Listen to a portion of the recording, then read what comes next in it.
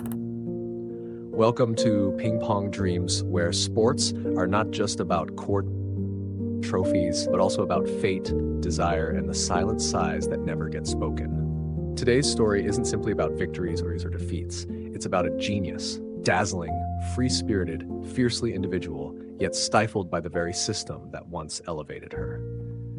This is the story of Guo Yue, the prodigy who once stunned the world only to vanish into silence.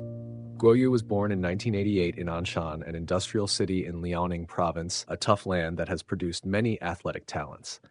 From a very young age, she possessed something truly extraordinary. By age 5, she was already impressing local coaches with her uncanny speed and reflexes. At 8, she made the provincial youth team, and by 10, while other kids were still struggling with basic schoolwork, Guo Yue had joined the national junior squad. A true ping pong prodigy, no one doubted it. She began training on a homemade wooden table when she was just 4.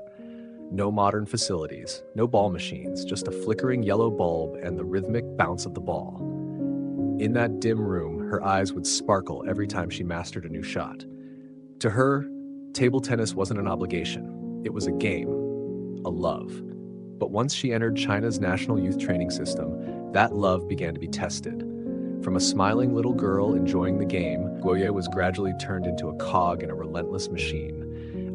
Training from 5 a.m. to late at night, injuries, fatigue, iron discipline, it became her daily reality. But Guo Yue wasn't like the others. While her teammates collapsed from exhaustion, she wrote poetry.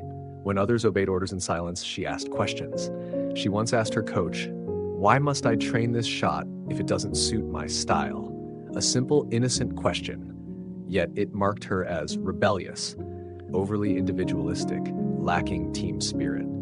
Guo Yue was a left-hander. Her forehand strokes were explosive, fast, and full of fury, like a mini storm. She moved with feather-like grace, her reflexes razor-sharp. But what truly made her unforgettable wasn't just her technique, it was her aura. A girl with piercing eyes, a gaze that saw through everything, and a smile both proud and enigmatic. Guo Yue was unlike anyone else, a rare blend of artist's instinct and warrior's grit. In 2003, at age 15, she officially joined the Chinese national team, a feat almost unheard of. A year later, at the Athens Olympics, she won team gold alongside veteran teammates. She was just 16. The short-haired girl with a baby face and steel-cold eyes made the world pause and look again at Chinese table tennis. Not just with admiration, but with awe. Who was this girl? Then, in 2007 in Zagreb at just 19 years old, Guo Yue conquered the world, winning the women's singles title by defeating legends like Wang Nan and Zhang Yining. She became world champion. The media called her the rightful heir, the new queen of Chinese table tennis. Fans dubbed her the backhand storm. Experts simply said, Guo Yue is the future. But that dazzling future turned out to be painfully short.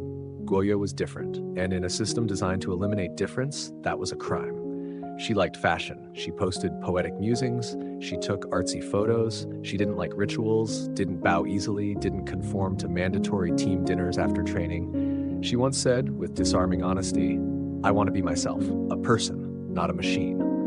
And because of that, she began to be labeled difficult to manage. Rumors spread inside the team. Guo Yue doesn't follow orders. Guo Yue lacks team spirit. Guo Yue has attitude issues. She reportedly clashed with Wang Nan, a senior with major influence on the team, and from that point, she was gradually sidelined. Not on paper, but in reality, no one expelled Guo Yue outright. Instead, she was benched. She wasn't selected for international tournaments. She waited endlessly for call-ups that never came. At one training session, Guo Yue wasn't even given balls. She just stood watching others practice for 2 hours. Her name remained on the roster, but she rarely played. Her form was still solid, but she was no longer trusted. The breaking point came at the 2008 Beijing Olympics, a home games.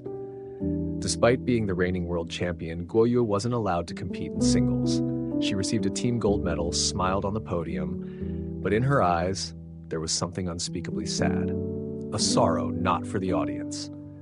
In the years that followed, Guo Yue gradually faded from the spotlight. Newer players like Liu Shiwen, Ding Ning, and Li Xiaoxia emerged and were chosen as the new pillars of the team. Guo Yue remained, but as a shadow of herself. No official reason was given. But everyone knew the system no longer welcomed her. In 2012, she was cut from the Olympic squad for London. Public outcry followed. Fans were furious, but Guo Yue said nothing, no statement, no complaint. She simply stepped away. In 2015, the Chinese Table Tennis Association officially removed her from the national team, citing lack of motivation and incompatibility with future development goals. Cold. As if Guo Yue had never existed. No farewell ceremony, no tribute video, no press conference. A world champion erased silently from the annals of greatness. Guo Yue retired. She enrolled in university, studied sports management, and lived a quiet life. No spotlight, no medals, just an ordinary woman in an ordinary city, perhaps living, for the first time, on her own terms. In her only public interview after retirement, she said something that stung deep. "I once loved table tennis to the point of madness, but table tennis never loved me back." Not all brilliance is embraced, especially when it refuses to conform. Guo Yue was like that, dazzling, daring, unforgettable, but too free for a system that prized obedience over creativity, where personal relationships often decided the fate of even the most gifted. Guo Yue didn't fall because she lost matches. She fell because she wasn't allowed to be herself.